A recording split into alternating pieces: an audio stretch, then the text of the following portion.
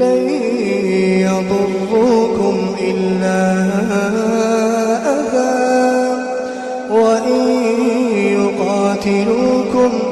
وإن يقاتلوكم يولوكم الأدبار ثم لا ينصرون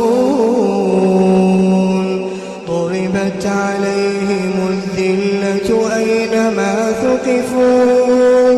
إلا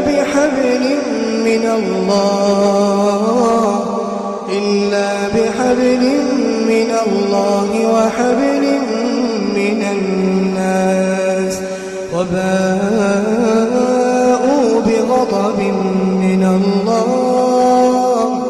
وضربت عليهم المسكنة ذلك بأنهم كانوا يكفرون بآيات الله